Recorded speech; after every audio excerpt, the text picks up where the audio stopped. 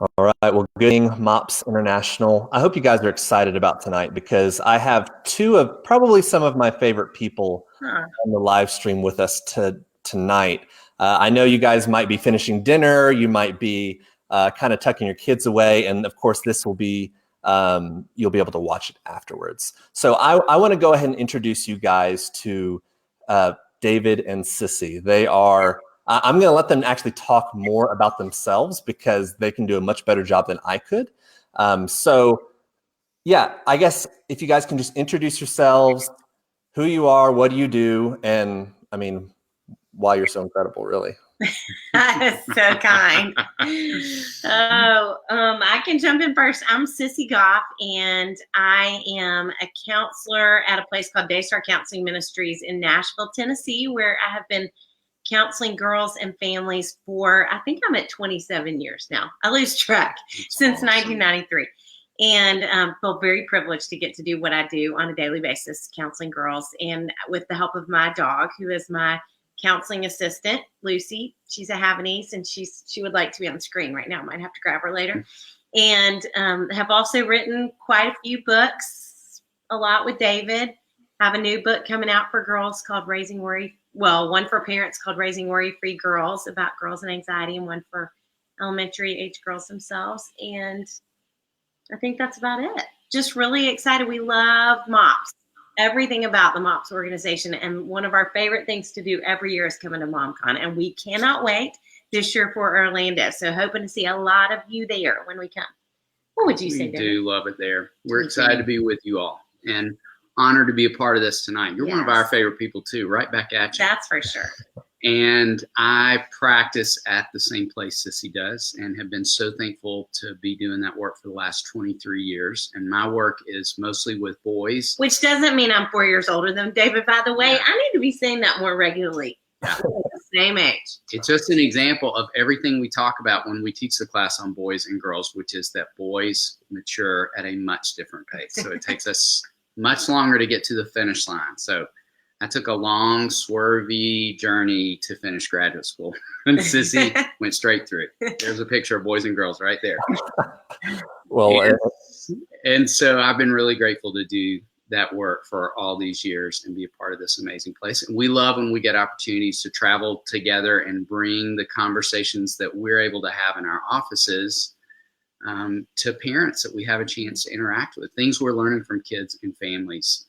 And so we're really grateful. You all have given us so many opportunities to do that at MOPS, and excited to be back. Awesome. Well, and a really good example of boys over girls is my wife. She went all the way and got a master's degree, and I stopped at a bachelor's degree in performance classical guitar. Wow. You all know you don't make money when you do that. Like it's not like a good thing to like pull it out a little. Yes, that's how we'll end tonight. Yeah. I followed my heart. There we go. So we've got everyone kind of coming in. One thing I want to ask you guys that are watching is, what are some of the ages of your kids? I'd really kind of like to know how many you have. What are the ages? What are we looking like? What are we looking at? And then also, we are going to be giving some books away, some of their books. And so like and comment, and you will be automatically entered into that giveaway. So we're going to do 2 books. We're going to do one at the halfway point and then one at the very end. And then if you don't get one, you need to go over to their website and purchase basically the store, because it's all incredible. So I'm going to drop that into the comment section. While I do that, I guess, can you guys tell us about the book that we're going to be giving away? We would love to. It is our newest book called Are My Kids on Track?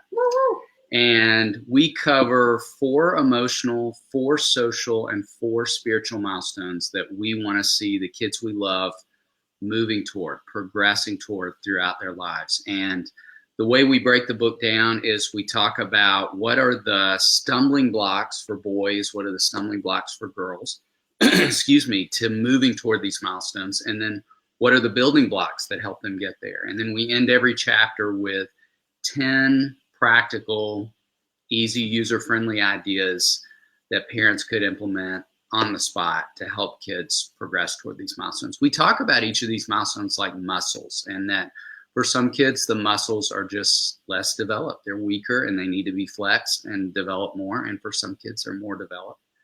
So that's kind of the format of the book and how it's laid out. Awesome. Awesome. Well, I just want to let you know there is a Sheila that is watching. She has 3 girls, ages 8, 5, and 4, and 3 boys. Wow, Sheila. 8, 6.5, and 6. You need to go to bed. Sheila, you do. Oh my God. You're amazing. I was watching this. That's incredible. Oh man. So basically in January, we got to spend the day together. It was a lot of fun. We were able to come to Nashville and see you guys and basically talk about parts of the book that you just mentioned. And we are able to offer a masterclass to our members that it's basically a seven videos worth. And we just got to spend the day talking about this topic of, is my child on track? And so I just kind of want to dive into some of the topics that we covered in that and let you guys just kind of speak into that. Once again, viewers, if you have any questions, feel free to comment them, because we'll have a time at the end where maybe David and Sissy can answer some of your questions. So first of all, I guess, what are the milestones that are discussed in the masterclass? Well, let the record show first that when you all came to Nashville, which was so much fun, we ate a lot of our famous Hattie B's hot chicken and Christie cookies. So the more we kept eating, it got so much more fun and conversational. We just kept going and going. So I think we shared a lot that day. But we were there to talk about 8 of the milestones in particular. And we first covered the 4 emotional milestones, which are the milestone of vocabulary, the milestone of perspective, the milestone of empathy, and the milestone of resourcefulness. And then we moved into talking about the 4 social milestones, which are awareness, ownership, reciprocity, and boundaries. I was about to forget one. Yes. And we kind of break down what do those look like? What are some of the nuts and bolts of helping kids move toward those? And do you want me to talk for a minute about vocabulary? Let's do it. Yeah, for sure. I'd love to. We kind of begin the journey there in helping kids develop what we call emotional literacy. And that's really just learning to read and understand their emotions. And we have a dear friend and colleague named Katie Plunkett who helped us create this amazing, adorable feelings chart. You hold it. Yes. So cute. See the little feelings? It's backwards. Lonely, afraid, all the different things. Guilty, proud, confused. Y'all could comment with what you're feeling now. Tired. That's not a feeling, actually. What were you going to say? And tell them about the amazing deal we have for MOPS So Moms. for MOPS Moms, we have a discount code available just for you that I think y'all are letting them know what it is. And we're not doing it for anybody else. We're not doing it for anyone but y'all. So it's 50% off this feelings chart, which the feelings chart's $5.99. So I have no idea what the math is on that because I've been counseling all day. But less than half of $5.99. Your own adorable feelings chart by Katie Plunkett. And we're very excited to share those with y'all. And we talk about how the feelings chart is a lot like the letters of the alphabet in a classroom, and how every kindergarten classroom across the country has one up, because as kids are learning the letters, and letters form words and word sentences, those building blocks of reading, that as they can see it, it strengthens the connection. And so this is the same concept as we're, leaving this out on our dinner table and talking with kids about our day. When you sit around the table with your kids, whatever age they may be, even if you have children who can't read, you can still use this. You can point to the expressions, and rather than, saying what we sometimes say, like, my day was fine. Fine is not a feeling. Fine is an acronym for feelings in need of expression. We want to say things like, you know what, I felt sad today because I think I said something that hurt a friend's feelings and I didn't mean to. Or I felt embarrassed today. I had to give a presentation to the board of directors and I didn't feel prepared. And knowing that that is landing on the kids we love. And so that's really the foundation where we start in the book, is just helping kids develop an emotional vocabulary. And that feels more important than ever in this day and age, because in the work we do, I mean, share what it looks like in our offices so often, and what we're hearing parents report. Yeah. I mean, I think we just are seeing so many kids. I mean, I met with a girl tonight who the only emotion she's talking about right now is anger. That's the only thing she can get to. And there is so much sadness underneath it. And she just can't get there. She doesn't have the words to say it. And so it's all shooting out sideways. And I think we're seeing more and more kids who, moving into the next one, have lost the ability to have perspective emotionally, because they don't have the appropriate words to talk about their feelings. And so their feelings are getting bigger and bigger and explosive. And we talk a lot about a 1 to 10 scale in the master class, but that they're living at 10, whether it's anger, whether it's sadness, whether it's anxiety, which is, where a lot of their emotions are shifting to. And I sat with parents today who their daughter is the oldest, and she's perfectionistic and trying so hard at everything, and doesn't feel like she can talk about any emotion other than happy. And so she's feeling a lot of anxiety. And so for all of us, that happens. It shifts to other emotions. So it just seems more important than ever when kids are dealing with the things they're dealing with, to help them learn to process their emotions in a healthy and appropriate ways. Yeah. Feelings chart is so important. Yeah. And they get the discount is at raisingboysandgirls.com for the feelings chart, right? Yes. Is that what it was? Awesome. And so if you're watching this, I mean, we're going to be talking about some pretty incredible stuff. If you feel like there's some moms that could use this, I mean, I would say share it as much as you can, because this is incredible information that can be very freeing. So I think we're going to go ahead and give away a book right now. Okay. So we can't see the comments.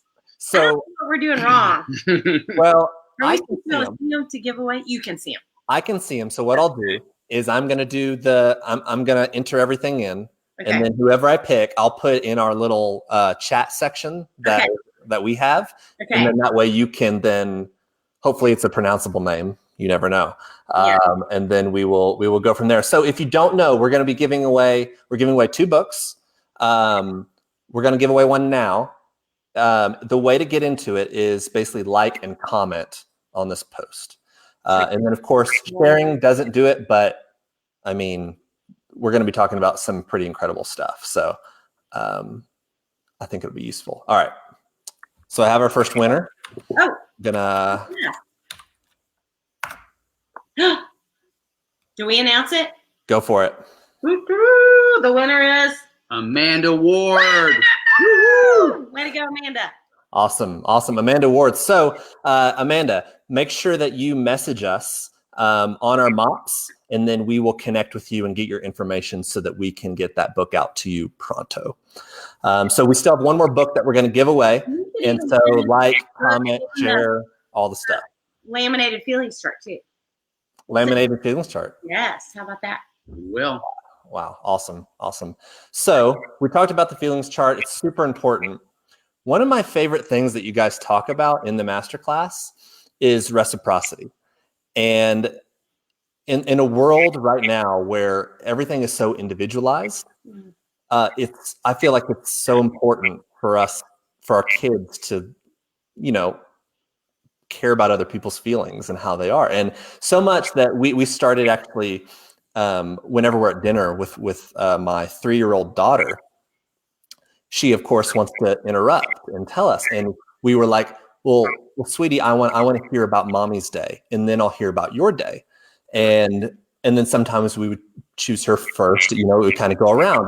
Well, now whenever we have dinner time, we'll ask Emery, how was your day? She's like, but I haven't heard about your day yet. Wow. Way to go, Emery. Right. She's 3 years old, and it's amazing how much, obviously starting it early, right. But we have to say, my wife and I, we have to say our days, how they went, before she is even willing to answer hers. That's great. So it's, super important. What are a few easy ways to help our children learn this? Great. You want to jump in first? I will. And And I love that you're giving us an opportunity to talk about it, because I think that one does, as you said, feel more important than ever. And reciprocity is one of the social milestones, but we talk a lot about it within the emotional milestone of empathy, that it's such a foundational ingredient in terms of their emotional and their social development. And reciprocity really is, as you shared, it's just the give and take of relationship. It's that every healthy relationship is a two-way street, that, conversation should be back and forth as you're sharing. I'm listening, I'm talking, I'm listening, I'm talking, but that there are a lot of kids, and sadly a lot of grown-ups, who never developed in that area, and therefore talk about themselves. I went to a dinner party recently and sat next to a man, and the dinner party was no more than 35 minutes, but it felt like 10 hours. And I remember standing up at the end of it and thinking, I don't know that he even knows my name. I know he doesn't know anything about what I do for a living or my life, because he just talked about himself nonstop. And so it is such an important muscle to flex. And what we do a lot in our offices is I throw a Nerf football back and forth with a lot of boys I work with, to help them start to develop some understanding about the rhythm and the pace of conversation. And you're talking when you're holding the football, and then you pass it back and you're listening at that point, and figuring out how long is too long to be talking about a subject that I'm interested in, but might not be of interest to the next person. And so you do that, I think, with a tennis ball. I do it with a tennis ball, and I do it in conversation, but also just initiating relationship, because if you think about it with tennis, I don't know if you ever played tennis, but I think there are some girls who never have any idea how to return the ball. And then there's some girls who are like a ball machine, and shoot and shoot and shoot and shoot the ball, and don't ever let someone kind of initiate not just conversation, but relationship back. And so even helping parents on telling her, you invited her last time, we're going to wait till she invites you back for a play date before you invite her again. Because I think I was thinking about this honestly today, and girls, and how I've never seen a generation of girls as lonely as I see them now. And I think way older, obviously, but social media has thrown that off so much. And I think they don't know the pacing of a relationship anymore. They don't know how to move from a school friend to a real life friend. And so helping girls with that sense of, I'm going to initiate, but I'm not going to initiate so much that I look desperate, because that does not go over well in the world of girls. And so the back and forth conversation and just connecting with other kids feels monumental for their lifelong relationships. Yeah. We talk a lot about with kids who are, as Sissy was talking a few minutes ago, who are anxious and worried. Sometimes they can miss opportunities for reciprocity just because they're so trapped, their brains are so hijacked by the worry that they don't step into that back and forth. Or in adolescence, kids become self-absorbed, and so they're not mindful of others. And so it can be helpful for kids to have kind of 3 questions that they have in their back pocket, or I have adolescents put them in their phone, that if they feel roadblocked in conversation, that at the beginning of school, kids know to, ask, how was your summer? What was the best part of it? Have kind of 2 to 3 questions that help them if they feel stuck or roadblocked in conversation, to allow that back and forth to happen. That's awesome. So Brianna has a question. Well, she didn't actually have a question. It was more of a statement. And I just wonder if you guys can kind of speak into it a little bit. She said that my 7-year-old boy is a master at whining and knows exactly what nerves to hit. But it makes me feel like an awful mom if I don't respond to the whining. What do you, I know, I feel that too with my own daughter. I mean, there's some days where she can just go, like there's no stopping her. I could be giving her cookies and she would still complain about something. Right. Like are there any tips for something like that? You can speak to boys specifically, but I think whining really at its earliest form is the beginning of manipulation.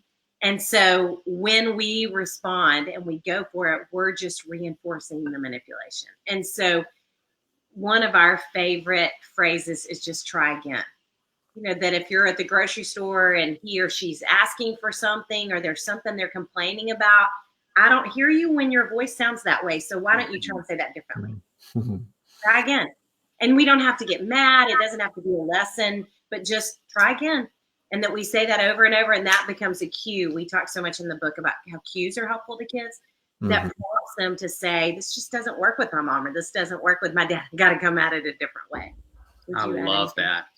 I think I so often think about whining and manipulation like I think about a lack of regulation. Like it's lazy. You know, it's like, I don't want to do the emotional work. I don't want to use my words and identify my needs. And so therefore I'm just going to whine, you know, or I don't want to use any coping skills. So I'm just going to melt down at this point. And so I think it's a part of where I loved hearing you tell that story, that you're doing that practice with your daughter as young as 3, that we're laboring in that space. And one thing I would say to this mom too, is we talk throughout the book with all the milestones about how practice makes progress. Many of us grew up with that saying of practice makes perfect. And we would encourage you to throw that out. There are plenty of things in life I have practiced hard at, and I never even got all that great at it. But everything I've ever practiced, I got a little bit better. And that's going to be true for our kids as we labor in these places and practice with try again over and over, knowing that kids are going to progress over time. But we may not see immediate evidence of that, but there is a lot to be said for consistency.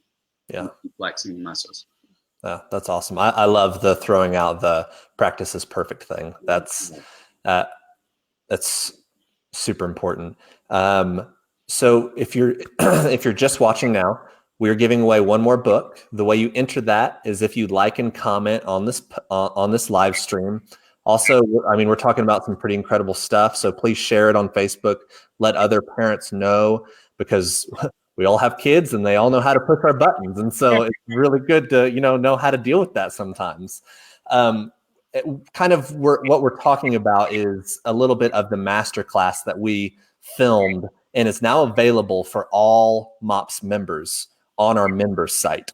And so that's at members.mops.org/masterclass. And they have 7 videos where they lay out a bunch of these things for you. So you can actually go right after this and start watching and get more David and Sissy, because who doesn't want more David and Sissy? So I've got another question. This is, I was waiting for this one. I don't know how to, let's see, this is how I'm going to try and pronounce her name. Lena. And she says, I have an 8-year-old girl who just cannot be happy with a sibling who gets a good thing. Any help?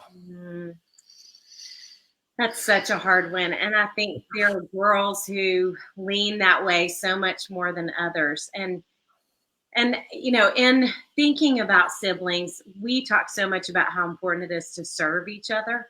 And so even if it's celebrating with each other, that's a way to love your sister. And so to be able to say to her, this is the time that we're really going to celebrate Susie, and we're going to celebrate you later. And then making sure you circle back around to that. But I think saying that directly to her, and if it feels like, one of the things that we talk so much about in our counseling offices is at this time of year, having families where every family member has something they're working on for the summer. So we're going to talk together at dinner, and maybe mine's going to be celebrating with somebody else and encouraging other people. Maybe yours is going to be regulation or perspective emotionally. Maybe we pick some of the milestones. Maybe we pick humility. I mean, whatever it is.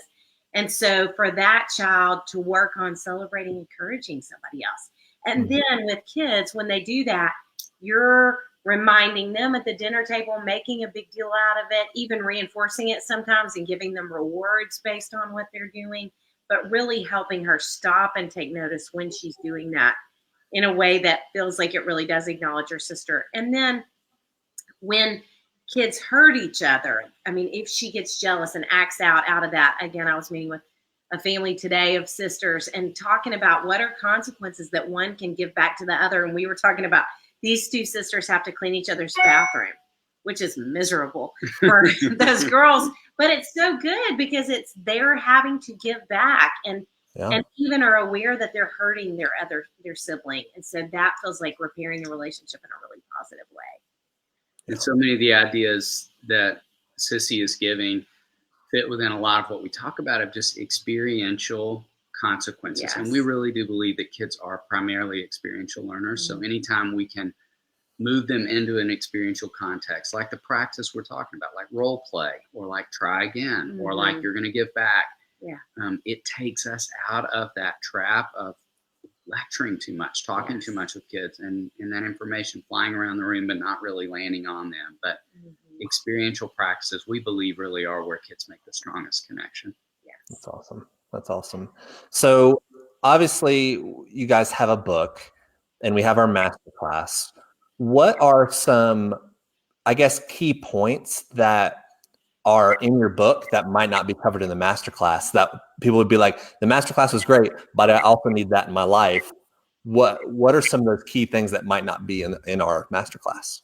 This is backwards again, so it's not really that helpful. At the end of every chapter, we have practical ideas for building whatever the milestone is. So emotional vocabulary, we talk about a feelings chart. Then we talk about books that are specifically helpful for teaching kids to talk about their emotions.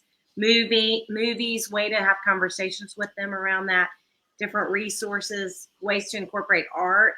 So really practical things, I think, that can help set that up. And in the book, we talk about each milestone in stumbling blocks and building blocks for boys and girls and how those are different.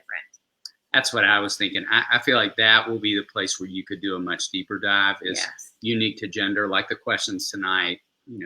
Sissy talked about manipulation with an 8-year-old. Those kinds of things that we're going to see unique. For example, I talk about with a milestone of awareness where so many boys struggle with space and proximity and volume and tone. And that's not as true necessarily for girls, but boys talk too loud, stand too close, get in your personal space. That's so common with toddler age boys in particular. And so I think doing that deeper dive into some of the stumbling blocks and building blocks unique to gender will be helpful. Girls just feel too loud and too close and all that thing.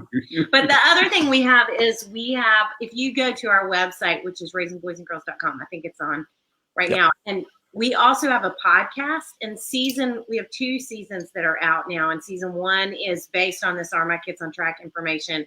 And then season 2 is our boys and girls class. And we go back and forth, boys and girls, who they are and what they need at each stage of their development. So that's an extra resource too. And then if you want to do an even deeper dive there, we've got resources, PDFs on our website of like movies that you can watch with kids at each age and stage that teach things like empathy. So many of the concepts we've been talking around today, great books to read with kids at different ages and stages. So we have a lot of stuff on the website to hopefully try and equip parents and encourage them as much as we can. I mean, you guys have been doing this for a while. We have. So, well, that's incredible. There are so many other questions that are coming in. A lot of them, it seems like a lot of them have to do with attention. I think a lot of parents are struggling with, my child always has to have my full attention. And I guess we'll this can kind of be our last question for our viewers. And I think we kind of touched on it a little bit, but I don't know if we can reiterate some of it to focus on that specifically. I was just at a restaurant. I finished counseling a couple hours ago and then went out to dinner with a friend. And we were sitting by this toddler age girl and I think it was her grandmother and her mom and her aunt. It's the best I can figure. And this girl was just screaming up a storm at this restaurant. And her mom and aunt were just staring at her, not doing a thing. And her grandmother said, "Honey, we are all paying attention to you. What do you need?" And I wanted to get up and walk over and say, "Can we have a little conversation about entitlement and what might be created right here with her?" Because on the flip side of that, what you're doing at home right now with reciprocity is so great in terms of building awareness and all of those things when they do want the attention, because of course they do. I mean, especially when they're little, the world revolves around them. And it's a hard lesson to learn that it doesn't, but it's so important for them long term. I love that. What would you add? Yeah, I was going to say, watch the masterclass on resourcefulness too, because we talk a lot about helping kids navigate the discomfort of life, and not being the center of attention is a hard place of discomfort for a lot of kids. Because and adults. They get paralyzed by it long term, and to help them move towards resourcefulness. I love that. Yeah. We have some, they're asking, how do we get the chart discount? Okay, so I did realize, I think it's only when they sign up for the master class. I think you all send them the code. Oh. And they do that. Yep. Yes. Got it. Okay. It's a master class perk. Gotcha. Awesome. So I think it is time to give away our last book. Right. Yes. So you have a few seconds left to like and comment in order to enter yourself into this thing. And of course, we highly suggest that you guys share this with all of your friends because the information is invaluable. So we're going to do it again. I'm going to work the magic, and then I'll land on a name, and I will shoot that over to you guys. I'm just giving them just a couple seconds, just because I said I would. Okay. For some of those last minute ones. Entertaining in the meantime. Right. So let's see here. All right, got it. Stay with us. My copy and paste is not working. I'm gonna have to manually type it. Ooh, I want to see how you pronounce this last name. The winner is Jessica Vittoria. I think I said it right. Jessica. Jessica, I'm so sorry if I didn't say your name correctly. It's beautiful. That is exactly how that would have been my guess. So I hope we're right. Congratulations, Jessica. Awesome, Jessica. So make sure that you message our this Facebook page, message MOPS International. We will get in touch with you in order to get your free book. So awesome. If you don't, so for everyone else who didn't win the book, go to raisingboysandgirls.com where all the stuff that we talked about is available. David and Sissy, I mean, they do incredible work, and they really do incredible things for our moms at MOPS International. So we just greatly appreciate them and all that they do. One last question is, some of our members probably have a lot more questions. Is there a place that they can go or a number they can call in order to get more information, maybe on counseling or specific topics? Yes. One option would be, we try to do live Q&As often. We're getting even better, aren't we? We are getting better. Yeah. On social media. On Instagram specifically, Raising Boys and Girls is where we do that. Yes. And then if there are individual questions about your child that you'd love to do a deeper dive in, you can, on our website, raisingboysandgirls.com, there's a link to Daystar where we work, and we do phone appointments with parents all the time. We do parent consultations, and would love to have that opportunity to talk with you if that would feel helpful. Wow, that's awesome. So just to wrap things up, raisingboysandgirls.com it sounds like everything that you could need. And then we're talking about our masterclass. It's 8 parts, but 7 videos on our members site. If you are a MOPS member, you get this for free. And I think it's about 45 minutes worth. So if you guys like any of what we talked about, if you think any of this is helpful, definitely go and check that out. I'm going to basically, you'll see the link. It's members.mops.org/masterclass. And that'll be the way to get you in there. David and Sissy, thank you guys so much for taking your evening. I mean, it's 9:30 where you guys are at. And are you at the office still? No, we're not at the office. Yes. But we love talking with you no matter the hour. Yes, that's for It's sure. so great to see you again. Awesome. Thank you guys so much. More hot chicken next time. I'm sorry? More hot chicken next time. Oh, I'll be there. So thank you guys for tuning in. Once again, share it with all your friends. Go check out the websites. Appreciate David and Sissy coming in. And I hope